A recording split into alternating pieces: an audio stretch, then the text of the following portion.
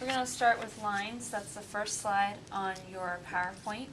And you guys will have the work in front of you. I'm just going to show you and talk you through what I was going to do.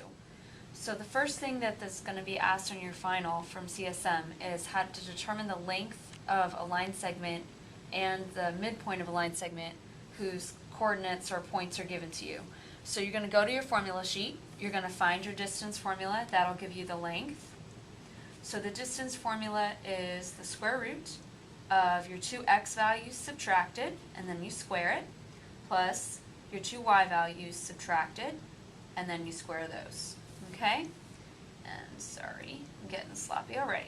Alright guys, so now I'm going to take the numbers and put them where they go. So, be negative 4 minus 7 squared plus 5 minus 11 squared. So that will be the square root is going to be negative 11 squared plus negative 6 squared. You can certainly grab your calculator. That's 121 plus 36, which makes the square root of 157. And that's how you find your length. For the midpoint, again, go to your formula sheet. That's provided for you. You don't need to put that on your index cards. The formula is your two x values added and divided by 2, and your two y values added and divided by 2. So let's go ahead and put the numbers in the formula and we'll have our answer. So the two x values are negative 4 and 7. The two y values are 5 and 11. Once they're averaged, that's going to make, wow, I can do this, 3 halves, and then 5 and 11 make 16, so that'll be 8. Any questions? Hopefully not. If not, ask me in class.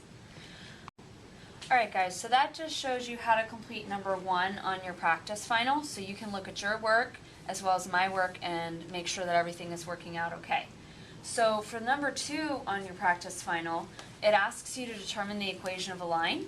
So to have a line, you have to have its slope, which is its trajectory or tilt, and then you also have to have its b value, which represents the y-intercept. So this formula will look familiar to you. It's y equals mx plus b, okay? So to get my slope, what I'm going to do is I'm going to go back to what I remember from Algebra 1. It's y2 minus y1 over x2 minus x1. Alright? So to get the slope, you simply do the subtraction using the points they gave you. So 8 minus 2 over 6 minus negative 3. That's going to give you 6 over 9.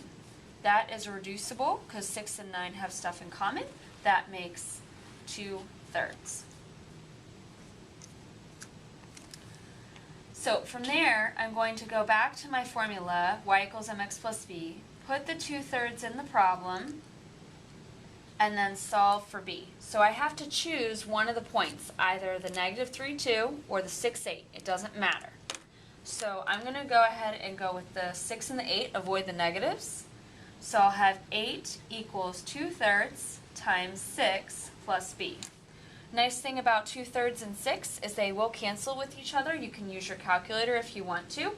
You just type it in, okay? So 2/3 times 6 makes 4, so I have 8 equals 4 plus b. And then this is pretty easy. You just move the 4 over, 4 equals b.